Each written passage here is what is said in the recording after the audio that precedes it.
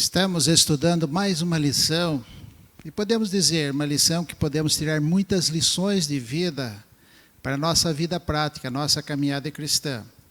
E para interagir a mesma, tenho o privilégio de estar conosco aqui, irmão Cícero, presidente da Associação Paulista. Bem-vindo, irmão Cícero. Obrigado, irmão. Temos o privilégio de ter aqui o irmão William, que é o capelão da Escola Isaac Newton e Alvim. Bem-vindo conosco. Muito obrigado, satisfação. E junto nós vamos compartilhar aqui essa lição, trocar os pensamentos, as ideias, para tirar lições de vida do nosso povo do passado, para nós, deixando o idólatra para trás. Quando eu estudei essa lição, eu fiquei pensando, poderia ter outro título. Confiança total no poder de Deus, que a gente percebe que Deus diversas vezes falou com Jacó. E os anjos de Deus estiveram com ele. Mas o título é esse, nós temos que discutir o assunto e tirar lições de vida para nós. Irmão Cícero, fala sobre o verso e comenta o mesmo.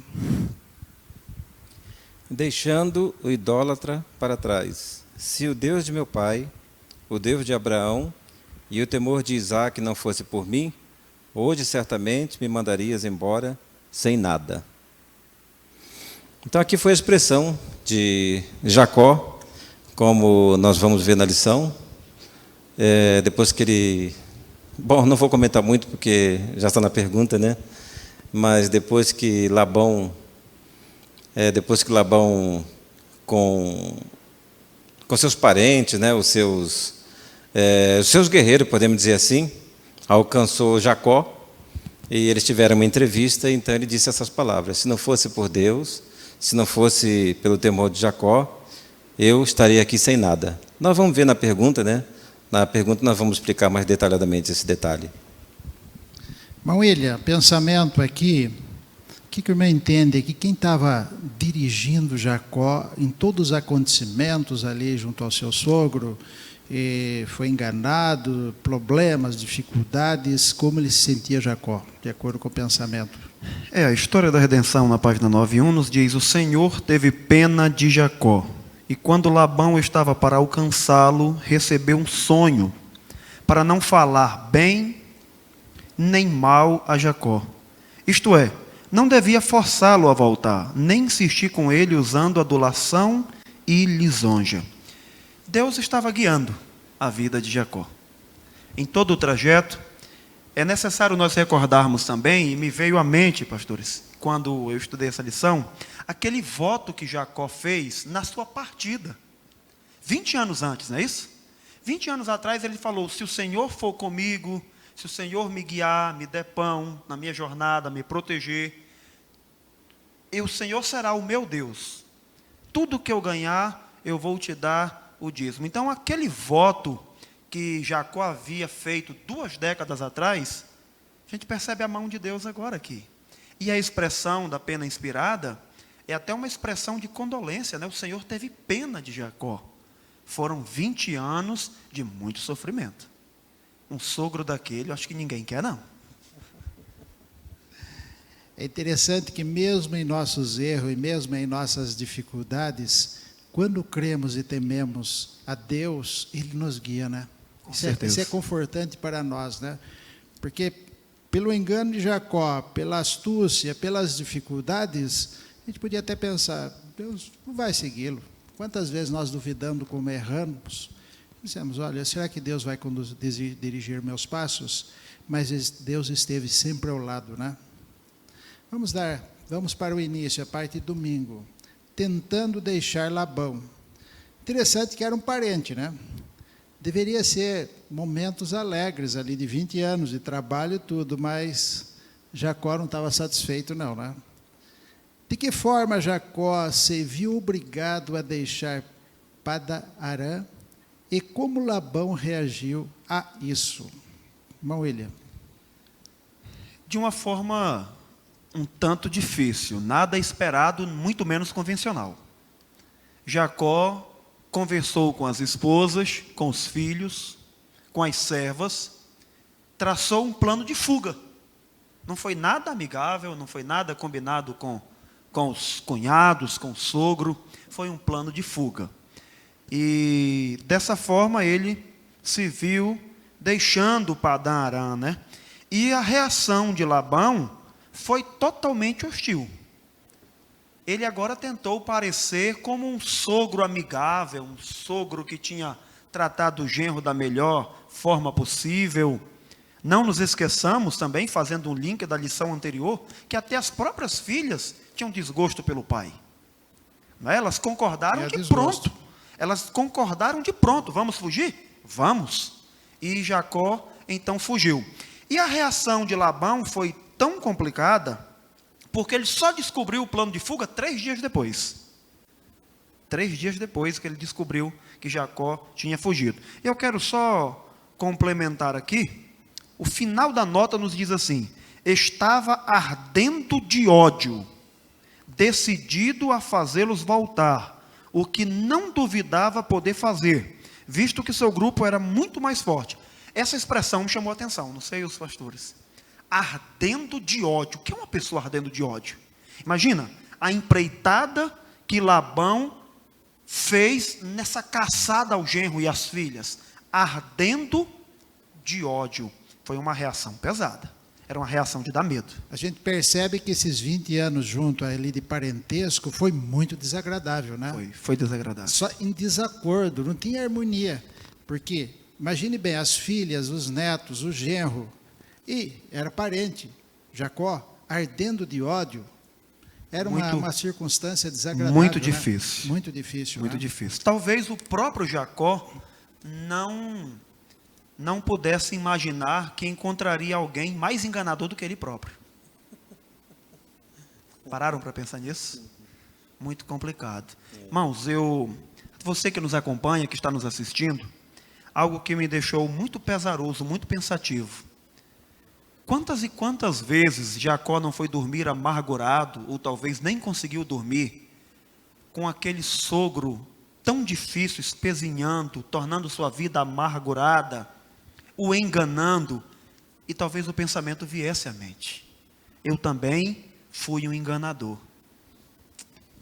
Bom, Cícero, o que é que levava a Jacó a ter ódio, a ter um coração mau, um coração enganador, e levar essa circunstância com a família e parentes por 20 anos, agora especialmente na partida? O que levava? O que estava dentro dele que parecia? Na primeira ainda a pergunta. Ah, tá. O que é que movia Labão? Labão era ganancioso, né? Labão era ganancioso, era avarento, era mentiroso. E o ódio foi porque ele ia perder um lucro, né? Jacó dava lucro. Ele chegou até a falar com Jacó: olha, eu percebo que a mão de Deus está com você, né? Porque você está aqui, Deus está me abençoando. Então ele sentiu que ia perder esse lucro. Ele não admitia perder lucro. Então ele ficou com ódio, né? Não era preocupação com as filhas, não era com os netos, né? Era o lucro que ele ia perder. Ele imaginou isso aí. Percebe na linguagem do irmão, o homem sem Deus, idólatra, o que sai dele, né? Só coisas erradas, né? Não tem amor, não tem compaixão, nem pelos seus. Agora imagine o pessoal, a vizinhança, os demais. Eu fico imaginando na situação, né? A segunda pergunta: o que impediu Labão de fazer mal a Jacó? Porque ele ia fazer o mal. O que impediu, irmão Cícero? Um sonho, né? Então Labão, como foi falado aqui, ele ficou com ódio, porque ele não admitia perder aquele lucrinho, né? Aquele lucrão, né? Não admitia, ele ficou com ódio. Ele reuniu seus parentes, devia ser ali um tipo de um exército, um bando, né, de pessoas, talvez até armadas, e ele foi disposto a trazer Jacó de volta, com as famílias e com os rebanhos também. Inclusive, ele estava de olho no rebanho de Jacó, né? Ele, inclusive, os filhos, e ele falaram: olha, ele está tomando a riqueza do nosso pai. Então, ele foi disposto a isso. Mas ele aqui diz que Deus apareceu de noite em um sonho a Labão. Então apareceu à noite e falou assim: olha, cuidado. Deus falou para ele, né? Cuidado, como diz aqui, não fales a Jacó nada de bem nem mal. Então ele falou, cuidado. E ele obedeceu, né? Graças a Deus que Deus dirigia a vida de Jacó e intervinha nas dificuldades, né? Inclusive, ele era idólatra. Eu fiquei até pensando, quando Isaac diz, olha, Jacó, não pega das mulheres aqui da terra, vai lá para Labão. Mas era idólatra também, né? Que situação, né? E o que moveu a ele, além da ira, além de tudo, era o ídolo, né? Cadê meu ídolo da casa? Levaram também, né? Jacó roubou. E isso ele trouxe em memória e ele disse, você me enganou. Você me enganou aqui, roubando meu ídolo, além de sair sem me avisar, que eu queria fazer um banquete, mas eu duvido que ele ia fazer um banquete, né? Ali foi de simulação. É. Ali foi de simulação. Ele não ia fazer banquete coisa nenhuma. Dá para pensar assim, né? E ainda mais roubou o ídolo do lar. Meu ídolo aqui. E foi embora. Isso aqui não é coisa que se faz. E Jacó teve que escutar todas aquelas dificuldades ali, né? E eu queria beijar minhas filhas. As filhas já estavam querendo distância também ali do pai, que não estava bem ali, né? Os irmãos, tem mais algum comentário na primeira parte? Só o finalzinho da nota diz assim, Labão sempre tratou Jacó com engano e aspereza, mas com fingimento, era fingido, com um fingimento característico, criticou agora pela sua partida secreta. Fingimento, né?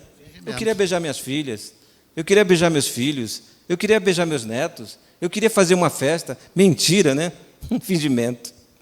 E eu creio que em todo esse acontecimento, como o irmão que já falou antes, Jacó ele devia meditar, né? Puxa vida, ele é mentiroso e eu também fiz isso, né? Eu estou passando por tudo isso por causa da mentira que eu fiz lá. Isso mesmo, né? É interessante, pessoas fingidas, a gente pode passar alguns dias não entender. Ou a gente que fingir para alguém, poder, mas poucos dias depois se descobre, né? Toda o mal, a maldade, e não dá certo, né? Aprendendo a salvaguardar a família. Por que podemos ser encorajados pelo ódio de Jacó à idolatria e advertidos pelo pecado oculto de Raquel, que certamente estava afetando a família? Bom, William, embora Jacó não sabia do ídolo, ele ficou com ódio, né? Nós temos duas perguntas, né? Dentro dessa aqui. Como nós podemos ser encorajados? Jacó, ele amava a família dele. Ele podia ter as dificuldades que ele tivesse. Havia todo o conflito que nós já sabemos entre as 4 mulheres. Claro que havia o conflito entre os irmãos, os filhos, mas ele tinha amor pela sua família. E, principalmente, a história nos deixa bem claro, amor por Raquel. Mas ele foi enfático. Embora tinha crise entre as duas, mas ele amava as duas. Ele amava Raquel, tinha um amor profundo, mas ele foi enfático. Com quem você achar o seu ídolo, vai morrer. Ou seja, ele não pensou, ele tinha tanta certeza que o lar dele, o seu lar próprio, individual, estava livre da idolatria, que ele pressentenciou a morte. Porque se alguém duvida, eu penso assim, se alguém duvida, mas e se tiver com um filho meu, se tiver com uma mulher minha, ele não ia fazer uma proposta daquela? Então ele tinha aversão completa à idolatria. Idólatra na minha casa não tem vez, morre. Esse é o assunto principal, né? Idólatra na minha casa não tem vez. Por quê? Eu torno a frisar aquilo que eu tenho sempre em mente. Foi o ponto de partida dele. Ele fez um voto com Deus e Jacó levou aquilo muito a sério. Se o Senhor me levar, me proteger e me trouxer de volta, então a gente percebe que em toda a dificuldade que Jacó teve ao longo dessas 2 décadas, ele tinha um voto muito fidedigno com Deus, e a idolatria para ele havia aversão completa. Agora me chama a atenção a segunda parte da pergunta, o problema com Raquel, e como isso afetava o lar. Eu quero chamar a sua atenção, você que nos acompanha nesse estudo dessa lição. Raquel era a esposa amada e preferida de Jacó, conhecia o Deus de Israel. tinha todo um aprendizado do culto a Israel, mas ela também pendia para a idolatria. Queridos, a idolatria, quando ela está infiltrada dentro do lar, e perceba você que ela aprendeu aquilo com o pai Labão. A história não menciona nada da mãe, mas menciona muito do pai. Você que é pai, que está nos acompanhando, você já parou para pensar até que ponto algum ato seu dentro do lar, de idolatria ou de qualquer outra coisa semelhante, pode ser tão penetrante na vida do seu filho, da sua filha, a ponto que anos depois, mesmo convivendo com alguém fidedigno a Deus, pode interferir? É isso que eu vejo aqui com Raquel. Sim. 20 anos não, são 14 anos, né? São 14 anos em que ela teve um contato direto com Jacó, conhecendo o Deus de Israel, mas na partida ela ainda tinha um ídolo secreto, influência do pai. Eu fico pensando quanto um ato do pai passado aos filhos é pesaroso e por quanto tempo isso vai levar. E até vem pergunta a nós, por que ela levou? Será que ela confiava naquilo ou ela era a mágoa do pai? Irmão Cícero, qual Irmão, é... Sim. Só uma parte da nota diz assim: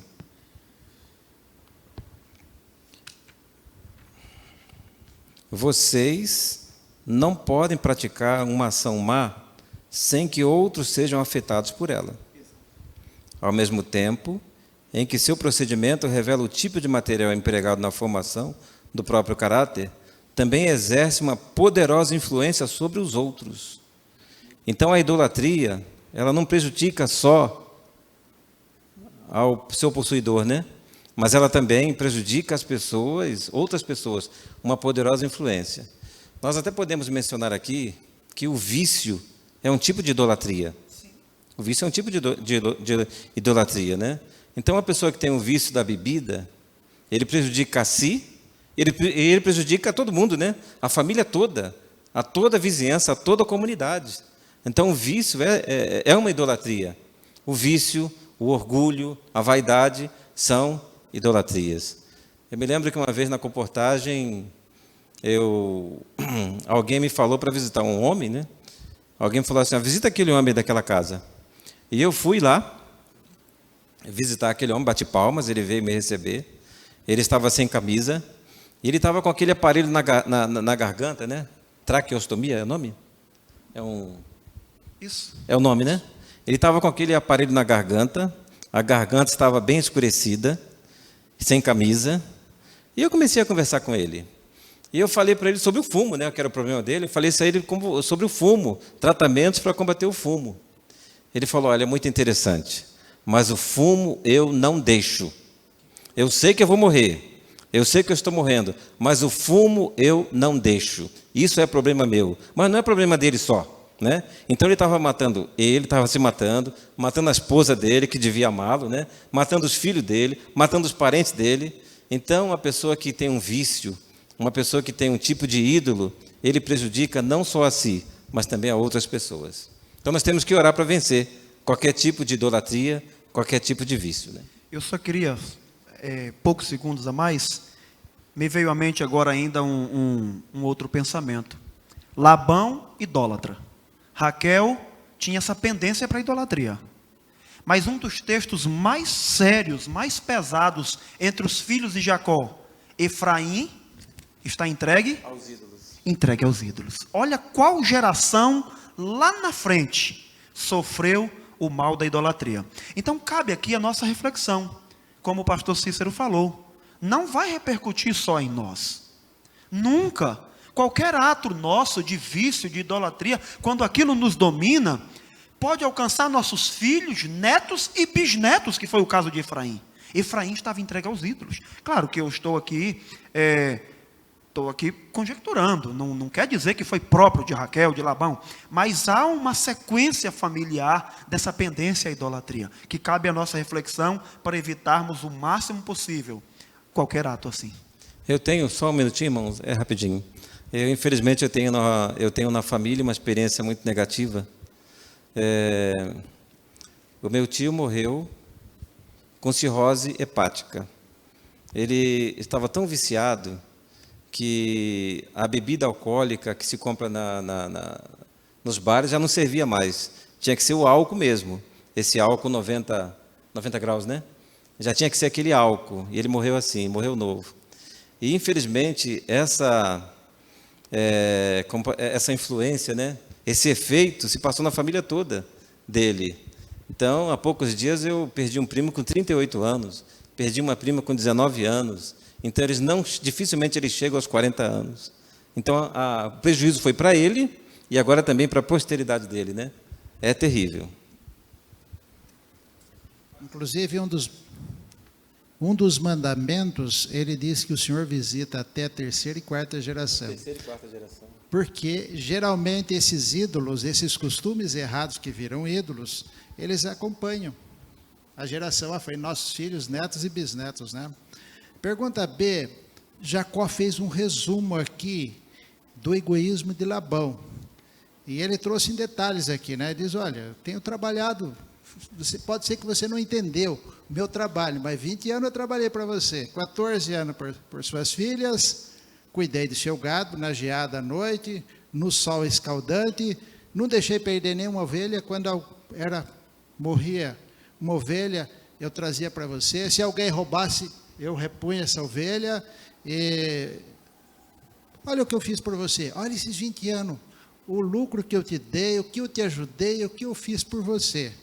Agora, irmão William, o que Labão disse? O que ele entendeu do negócio, da história? Quando ele resumiu, contou toda a história, Jacó, da vida dele e o empenho no trabalho ali junto a Labão. Labão não pode negar. Diante de tantos fatos, ele não pôde ali contra-argumentar mais. Né? O primeiro parágrafo aqui da nota diz assim, Labão não pôde negar os fatos apresentados, e assim propôs entrar em um concerto de paz. É muito pesado. Contra fatos é um ditado popular, né? Contra fatos não há argumento. Ali era fato. E é muito difícil, é muito duro a fala de Jacó. De noite me consumia a geada, e de dia o sol me queimava. E se morria uma, tu requerias a minha mão. Nunca te dei um prejuízo de nada. E Labão teve que simplesmente reconhecer. Reconheceu. E sim, ainda aqui, resumindo o que o irmão falou, né? Foram 14 anos de trabalho pelas filhas, e pelo correto, pela lei, aqueles 14 anos que Jacó trabalhou pelas filhas, aquilo foi um dote. Aquilo foi um dote. Então, esse dote ele deveria ter dado às filhas, e ele comeu o dote também das filhas. Nem dó das filhas ele tinha, né?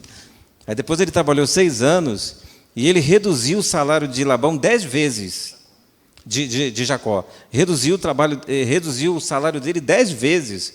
Foi reduzindo, né? Porque não foi aumentando, ele foi reduzindo 10 vezes. Então, ele realmente era ganancioso, né? Parte de terça-feira, enfrentando o próximo passo. Tinha que chegar no acordo ali para continuar a viagem de Jacó. Como Jacó encerrou sua experiência em Pada-Arã? Como ele encerrou ali? Fizeram um acordo, como o irmão falou, né? Montaram aquela pilha, né? E fizeram aquele acordo. Eu não vou passar para lá para prejudicar, nem você para cá. Eu não quero que você prejudique as minhas filhas. E aí Jacó fez um sacrifício e finalmente teve um final feliz, né? Teve um banquete, e os 2 grupos ali, né, se entenderam. E conversaram muito, conversaram, né? Uma comunhão agradável, diz aqui a nota. Mas eu quero fazer uma pergunta aqui. Parece que após aquela aliança ali, aquelas pedras que foram colocadas ali, parece que não se juntaram mais, não voltaram a parte amistosa da família, encontro de família, né? Parece que você... O que vocês dizem? A nota diz, cessou, com esse afastamento, cessou todo vínculo entre os filhos de Abraão e os moradores da Mesopotâmia. Então... desagradável, né? É. O que é encorajador na bênção das boas-vindas que Jacó recebeu assim que começou a jornada em direção à terra natal? O que ele recebeu ali? Qual foi o encorajamento que ele recebeu, Maurílio? Olha, é uma boa-vinda que qualquer um de nós gostaríamos de ter. Você que está nos acompanhando durante o estudo dessa lição, pare para pensar você começar uma viagem e ser recepcionado por anjos. Eu recordo agora que quando Jesus me alcançou, quando eu conheci o Evangelho ainda criança, eu tinha uma prática de ir para a igreja, principalmente quarta-feira, bem antes do culto. Minha mãe era zeladora, eu pegava a chave, eu ia para a igreja bem antes, e eu ficava assim umas meia hora às vezes de joelho, pensando assim, eu tenho tanta vontade de ver um anjo. Eu era menino, sabe?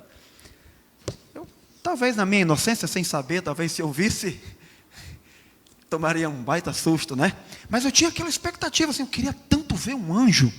Como deve ser bonito um anjo, porque na fase da adolescência, da infância, nós imaginamos ali os desenhos, as obras de arte, né, daqueles anjos bonitos, grandes, com asas.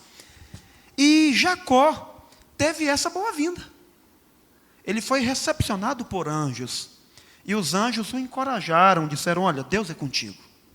Você está voltando e o Senhor é contigo no caminho.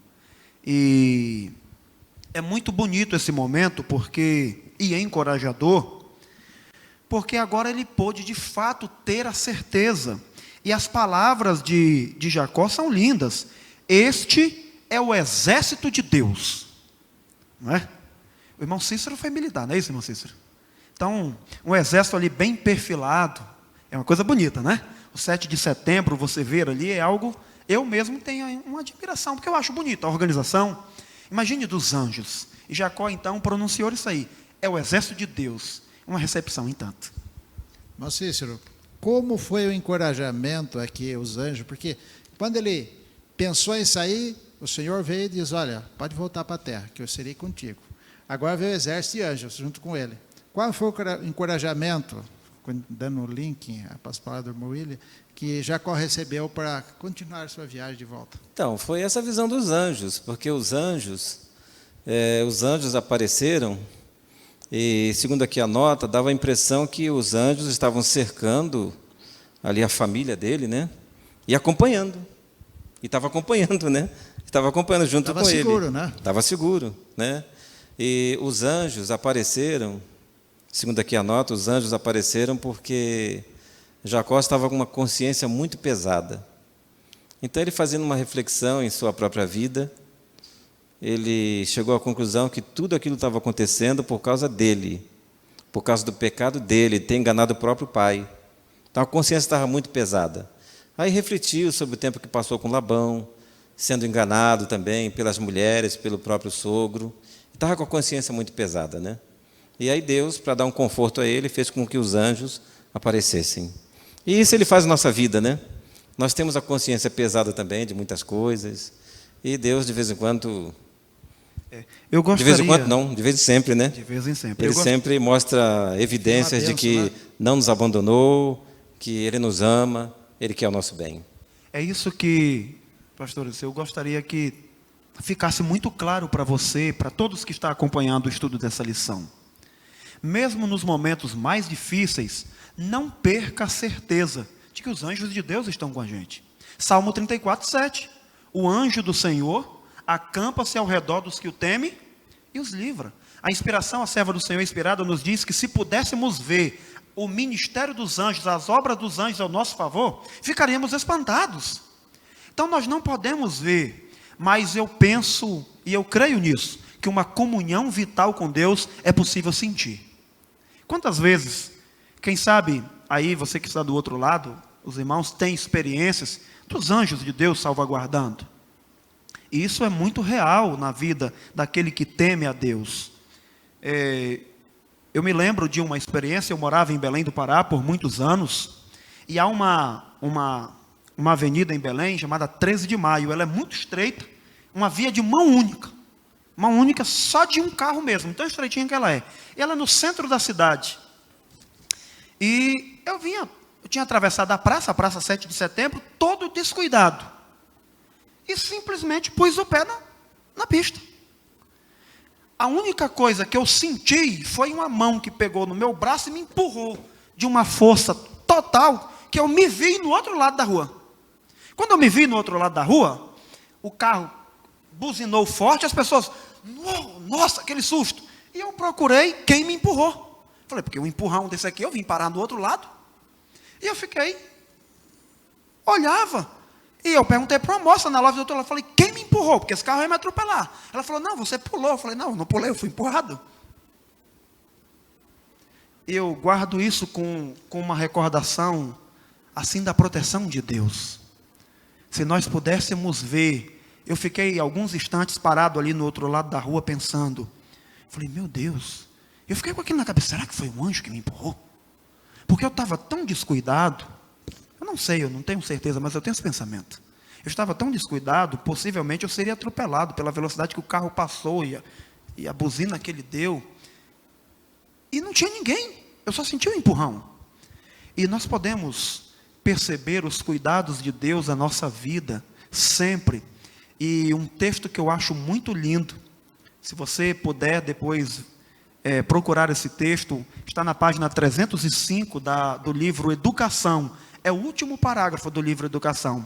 Fala-nos que naquele último dia, o anjo que vai nos recepcionar, nos dar as boas-vindas, ele vai nos contar todos os detalhes da vida. Tudo o que aconteceu, o que parecia dar certo, o que parecia não dar certo, por que foi, por que não foi, ele vai nos contar tudo.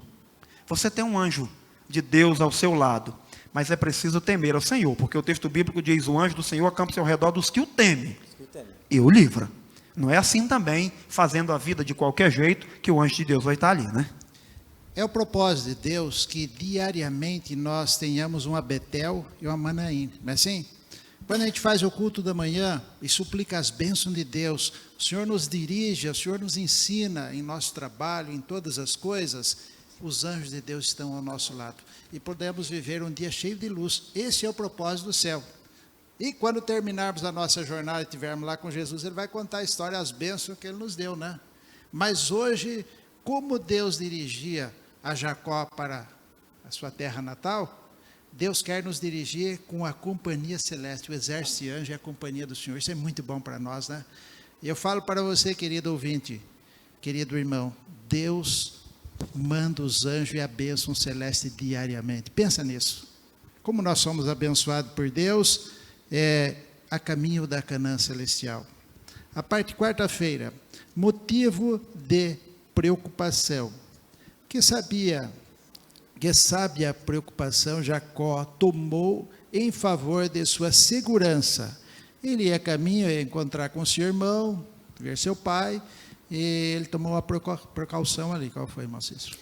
Bom, ele tinha toda a garantia de que Deus estava com ele. Eu acho que garantia melhor do que essa, né? Você vê ali, diz nota que eram 2 exércitos. Não sabiam quantos, né?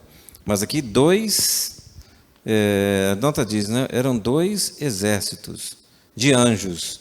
Então, exército não é 2, 3 anjos, né? Não são 2, 3 anjos, né? Um atrás, outro na frente, né? Hã? Parece que tinha um atrás e outro na frente. O quê? O exército, né? Anjos, sim, né? Sim. Então, não dá nem para calcular, mas devia ser 500 para lá e 500 para cá, no mínimo, né? Um exército de anjos. Então, ele tinha essa certeza. Mas, mesmo assim, ele ficou pensando em Esaú, ele ficou pensando no seu próprio pecado, falou, eu vou mandar mensageiros e vou avisá-lo, né?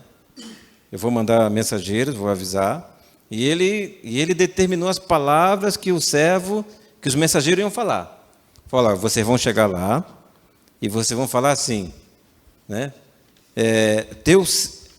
Ia chamar Esaú de meu senhor, ia falar, o teu servo Jacó está vindo aí com a família, o teu servo Jacó, e ele tem bens. Ele está dizendo que ele tem bens, ele tem animais.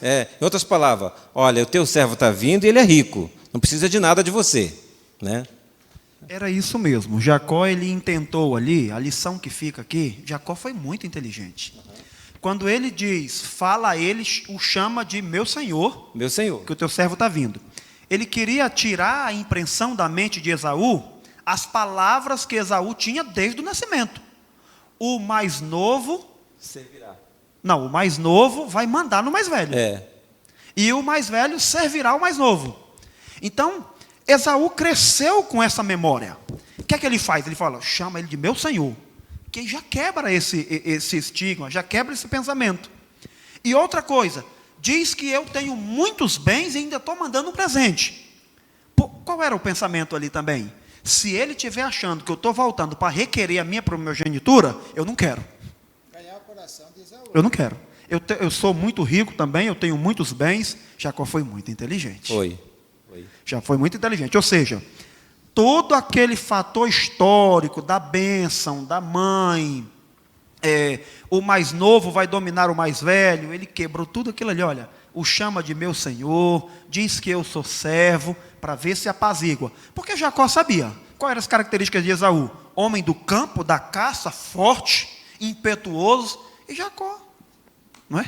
E, irmão William, os irmãos também que estão nos assistindo, e Jacó também se lembrava que quando ele saiu da casa dos pais, ele saiu com uma ameaça. Esaú deixou bem claro, quando meu pai morrer, eu vou matá-lo. Né? Tanto é que a mãe falou, sai daqui porque... Né?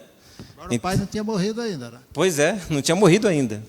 Então ele ficou, né? Essa ameaça ficou, né? A ameaça ficou, ele ficou preocupado. E Esaú tinha tomado posse de todos os bens do pai, né? Podia estar satisfeito. E com as palavras de Jacó, poderia aceitar, né? Ele está bem, quem sabe ele vai para outro canto, né? Vai ficar aqui junto, mas nós vamos ver a continuação. Apesar do tato de Jacó, que resposta os mensageiros trouxeram? Qual foi a Olha, uma resposta daquela faria qualquer um pensar em voltar. Não é? Faria qualquer um pensar em voltar. Se não fosse o exército de Deus ali o acompanhando, dando esperança. Porque a resposta foi a seguinte, olha, teu irmão até nos recebeu. Só que é o seguinte, ele também está vindo. E com ele vem 400 homens de guerra. Olha, não é fácil uma resposta dessa. Se você já tem medo de um, não é? Imagine de 400. Eu penso que naquele momento, Jacó ficou muito pesaroso. Ele disse assim, tudo que eu intentei, tudo que eu planejei, e agora ele também está vindo. Nem sequer na terra dele ele ficou, ele não está nem nas fazendas, ele não está nem em casa, ele está vindo. Ele não vai esperar nem eu chegar. É outra história. Que despertou, né? Quando o mensageiro foi, despertou Esaú a vir ao encontro, né? Isso trouxe muita tristeza. Perceberam que muitas vezes, mesmo sendo abençoado por Deus, guiado por Deus, quando vem crise, nós somos tentados a temer, temos medo. Essa é uma realidade, né? Temos medo. Essa é uma realidade. Eu vi uma matéria esses dias, e você que nos acompanha, olha que interessante, e também reflexivo. Um grupo de psicólogos estavam atendendo diversos empresários, que mesmo com parte da empresa em dificuldade, mas ainda não em total déficit, ainda tinha um certo recurso para passar por esse restante de pandemia, e mesmo com estudos econômicos de que a economia está dando sinais de que vai surgir, diversos empresários em depressão terrível e pensando em suicídio. Ou seja, quando a dificuldade aperta, a mente da pessoa se sente tão desencorajada que ele se esquece. E Jacó, naquele momento, quando ouviu aquela resposta, ele foi tentado a esquecer que ao lado dele tinha um exército de anjos. Ele foi tentado a esquecer. E talvez você possa pensar assim, é fácil para você, William, que está falando aí do outro lado da câmera, mas passe você uma dificuldade também, não é assim? Talvez você que está com alguém enfermo na sua família, contraiu o vírus da Covid, talvez está entubado, na UTI, não se desespere. Se Deus tem uma promessa na sua vida, se Deus tem um plano no seu lar, se você é fiel a Deus, não desista. É o que o tópico anterior disse. Os anjos de Deus estão ao nosso lado. Deus tem um plano. Mesmo que a sua jornada esteja muito difícil, não desista. Eu ouvi algo muito bonito certa vez. Nenhum poeta, nenhum escritor, nenhum romancista teve coragem de dizer o que Deus disse. Deus é amor. Ele não tem amor. Olha que bonito. Ele é o próprio amor. E se Deus é amor, Ele também te ama. Então, nesse momento difícil, tem outro detalhe aqui que é um segredo muito importante. É aonde você está olhando. Faça essa pergunta para você mesmo agora. Para onde você está olhando? Jacó desviou a atenção do exército de anjos para o exército de Esaú. Então, para onde nós estamos olhando, o medo domina. Porque se eu olho para um exército de anjo, o que é o exército de Esaú? Não é nada. Mas se eu olho para o exército de Esaú, eu me esqueço de olhar para os anjos. Então aqui fica um segredo para você, para nós, não é? Diante das dificuldades. Aonde eu estou olhando? Olhe para Jesus, Deus tem uma bênção especial. E há momentos na vida que temos que pegar a corda da fé e é unicamente pela fé. É como o Jacó estava aqui. Voltar ele não podia, já tinha feito um concerto com Labão. Olha, você não passa dessas pedras aqui. Você não pode voltar para trás. Caminhar está difícil.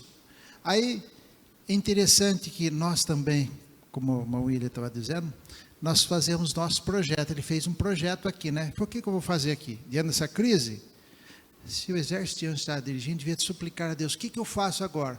Ele resolveu fazer o quê? Dividir a família. Eu vou pagar esse pessoal, os meus familiares, a mulher e os filhos, seguro aqui nesse grupo e faço outro grupo. Se destruir aquele, eu escapo com esse. É os projetos humanos, né? Mas os projetos humanos falham. Irmão Corte. Sim, irmão Cícero. E irmão William, irmãos que nos assistem.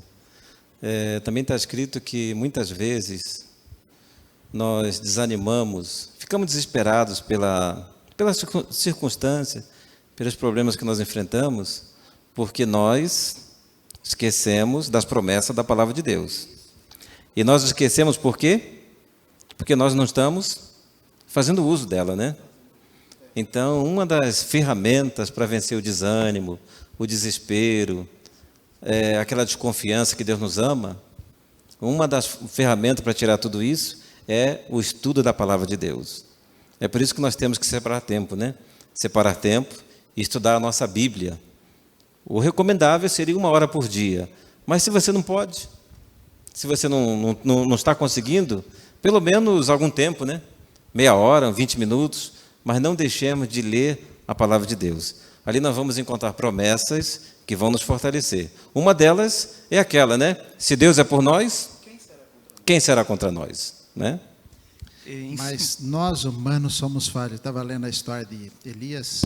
Elias no Carmelo fez aquele grande trabalho, aquela grande reforma. Todo o povo entendeu que os sacerdotes eram idólatras, não servia para nada. Veio o Espírito de Deus, porque eles tiveram a oportunidade de se arrepender, mas permaneceram. Deus falou, destrói tudo. Uma grande reforma. Depois Elias, com todo aquele trabalho, levou o povo a Deus. Ele não creu que o povo tinha voltado, se arrependido. E quando chega lá, Acabe conta para Jezabel, só o susto de Jezabel deixou ele. Deus precisa ter misericórdia de nós e nós temos que entender nossa fragilidade humana, quão frágil nós somos, né? Eu vi um pastor um dia dizer assim, olha, nós pastores a gente chega, encoraja o irmão, fortalece ele e tal, mas quando a crise vem para nós e nossa família, aí nós entendemos que somos muito frágeis, igual eles, e aí que a gente vê onde está a minha confiança. Eu encorajei tanta gente, mas agora o que eu vou fazer agora? É a hora que tem hora que tem que segurar a corda da fé e não ter recurso humano nenhum, nenhuma esperança, né? Não queria falar, irmão William? Em cima do que o irmão Cícero havia falado, nas promessas, não é? Ter certeza das promessas. Só que o texto bíblico é muito enfático. Quando ele promete o Espírito Santo, ele diz, e ele vos fará lembrar. Como é que alguém vai lembrar o que não leu? Não tem como. Como é que você vai lembrar que Deus é por você e ninguém pode ser contra se você não conhece? Então, o Espírito Santo, ele não vai fazer um trabalho de soprar no seu ouvido o que você não sabe. Ele vai te fazer lembrar o que você já sabia. E que naquele momento de desespero, você possa ter esquecido. Então, a fé vem pelo ouvir, né? Vem pelo ouvir, e o ouvir a palavra de Deus. Então, querido amigo, querido internauta que nos acompanha, pais, filhos, jovens, idosos, está desencorajado? corra para a Bíblia, vá para a luz, vá para a palavra de Deus. Nela nós encontramos tantas esperanças, e em momentos de crise e desespero, temos o Espírito Santo que nos faz lembrar. Mas fazer lembrar não é fazer adivinhar, é totalmente diferente. Se for necessário, William, ele faz até abrir o mar, né? Com certeza. O último capítulo do Caminho a Cristo diz assim, que nós temos que somar nossas experiências com Deus. Porque eu falar da fé de Abraão, a fé de Jacó, mas na hora da crise é a minha fé que tem que ser exercida através do poder de Deus e o Espírito Santo.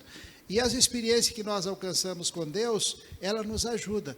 O Senhor me ajudou lá, me ajudou e vai me ajudar aqui também. Ela nos encoraja, nos dá força, mas o humano vacila, né? A última parte da nossa lição parece que traz uma outra pessoa com uma crise, juntando a crise de Jacó aqui, né? O culpado precisa de esperança, semelhante a Jó. Que tipo de experiência Jacó estava enfrentando agora? Que tipo de experiência, irmão Cícero? Jacó estava completamente sem esperança. Ele estava sem esperança, porque, inclusive na pergunta passada vem falando, ele estava numa situação difícil. O irmão estava vindo com um exército, 400 homens armados, que não temiam a Deus. Certamente eles eram seguidores de Esaú, né? O ritmo de Esaú, o caráter de Esaú, eles não temiam a Deus. Então vinham 400 para matar, para a guerra. Ele não podia voltar, porque ele era muito ligado a pacto. Eles fizeram ali uma pilha, eles fizeram ali um monte, e eles fizeram um pacto. Você não vai passar daqui para lá, nem eu daqui para lá, né? Então ele não podia voltar. Mesmo que ele voltasse, ele sabia que a experiência seria muito terrível ali com Labão, né? Então ele não podia voltar. Então ele ficou sem esperança. Ele estava ali num local solitário, uma região montanhosa, que servia de retiro a animais selvagens, ladrões e assassinos, sozinho e desprotegido. E ele viu que o povo dele estava mais abaixo ali, né? As esposas, os filhos, totalmente despreparado, desprotegido. Então ele ficou sem esperança. Ficou ali completamente sem esperança. E a última pergunta, irmão William. O que nós podemos entender da nossa circunstância, a nossa vida natural que temos dentro de nós e qual é a nossa única esperança? Eu me recordei agora, uma vez o pastor Davi, irmão Davi Pai Silva conversando comigo, ele me contou algo que eu não consigo esquecer. Alguém estava reclamando que alguém tinha falado dele, tinha falado mal e estava, olha, a pessoa falou mal a meu respeito, disse que eu não sou nada, que eu não valho nada e tal e tal. E um certo pregador disse assim, quando alguém te disser tudo de ruim a teu respeito, saiba que ele ainda não disse tudo. Olha, infelizmente, a pergunta aqui ela é bem clara, né? A condição natural do homem. A minha, eu me reconheço assim. Não sei se você ouvinte, a nossa condição natural, nós estamos enfermos. E totalmente doentes. Não há nada são na natureza do homem natural, do homem carnal. Ele está completamente perdido. O Espírito Santo chega a dizer, descreve a condição com essas palavras, mortos em ofensas e pecados. A condição do homem, ela não é nada boa. Talvez você tenha acompanhado ultimamente os noticiários de alguém num cargo muito importante, dizendo assim, você sabe com quem você está falando? Você sabe quem eu sou? Repercutiu bastante aí, eu acho que é umas 2 semanas atrás, né? Quem o ser humano acha que é? Perdido, morto, em suas ofensas e pecados. A inspiração vai ao ponto de dizer que se Deus não tivesse intervido em Jesus Cristo, por intermédio da raça humana, o homem teria feito aliança com o próprio diabo e combatido contra o seu Criador. A condição natural do homem é muito lamentável. Quando você se olha no espelho, como você se vê? Se você se vê algo bom, precisamos ainda mais de Cristo. Porque quanto mais nós tentamos nos assemelhar a Jesus, mais nós vemos o quanto ainda nos falta, não é isso, pastor? Porque Ele é o espelho, Ele é o modelo, nele está tudo que há de perfeito. Agora, não se desespere, porque se nós ficássemos só nessas palavras, completamente mal, perdido, doente, enfermo, aí era desesperador. Aí era, poxa, fechar a lição assim, não é? Sem esperança. Mas Deus é tão amoroso, o verso 18 de Isaías, capítulo 1, nos diz assim, olha, vinde, é um convite divino. Vamos conversar, raciocinemos, diz o Senhor. E ainda que os vossos pecados sejam como a escarlata, eles se tornarão brancos como a neve. Ainda que sejam vermelhos como o carmesim, se tornarão como a lã. Se estiverdes prontos a ouvir, comereis o melhor dessa terra. Que Deus, não é? Você está pronto para ouvir? Será que eu estou pronto para ouvir? Deus, eu acho esse convite de Deus tão especial, tão íntimo. Toda vez que eu leio esse verso, eu procuro assim, ler para mim, Deus falando comigo, William, vem aqui, raciocina. Em outras palavras, é como se Deus tivesse, ei, presta atenção, o que você está fazendo? Que bobeira é essa, não é? O que tem no pecado, a sua condição sem a onipotência divina, sem o Espírito Santo, sem a justificação de Jesus, você está perdido, vem cá, vamos conversar, vamos raciocinar, tem solução. Essa é a palavra final de Deus. Jacó, aqui fica a lição, não é? Foi enganador, depois foi enganado, sofreu com o sogro, sofreu com medo do irmão, teve problemas familiares totais, mas por fim, ele deixou de ser enganador para ser príncipe de Deus, para ser um príncipe que lutou com Deus e com os homens e saiu vencedor. Seu nome também pode ser mudado, seu caráter pode ser transformado, a sua história de vida pode ser totalmente outra. O convite é esse, vem, Deus está convidando, vamos conversar, vamos raciocinar juntos. Por mais negra que seja a sua vida, por mais pecados que você tenha, eu posso torná-los brancos, eu posso apagar isso aí. E o profeta Miqueias diz, nas palavras do profeta Miqueias, eu os lançarei no mar, deles não me lembrarei mais. Deus não é homem. Às vezes nós temos um problema muito sério, e alguém diz assim, não, tudo bem, eu te perdoo, não é um exemplo? E depois a pessoa diz assim, eu sabia que tu ia fazer de novo, não é? Me lembro, naquela época você fez aquilo. Deus não age assim. Deus nos perdoa de uma maneira tão linda, tão bela, que Ele lança nossos pecados no mar do esquecimento. Eu acho que a maior lição que fica aqui é um Jacó transformado. Um Jacó que tem um pacto com Deus, que retorna à sua terra natal, mas não retorna a Jacó. É impossível retornar a Jacó, não é isso? Então, nós estamos a caminho da Canaã celestial. Eu não posso chegar lá na Canaã celestial, William. Eu posso? Não tem como. Eu tenho que chegar com um caráter transformado. Experiência com Deus, transformação de vida, e receber de Deus todo o poder necessário, e ter a certeza que de nós mesmos não é possível fazer nada.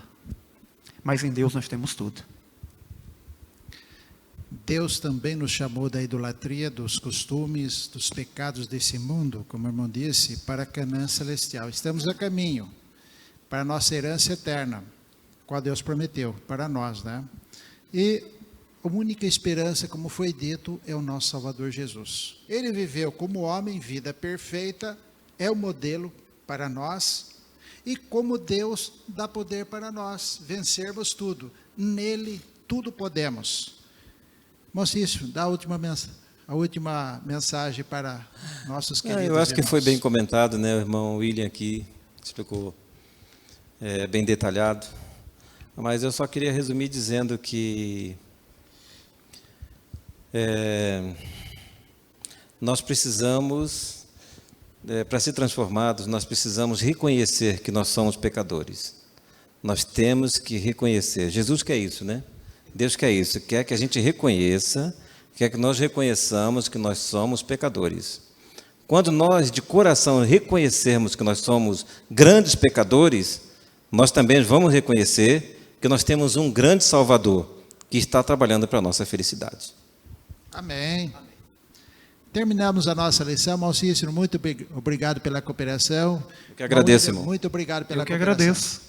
Que Deus possa nos abençoar, que possamos ser vitoriosos em Cristo Jesus. E um dia, por sua graça, quando Ele voltar, estarmos junto com Ele por toda a eternidade. Amém? Amém.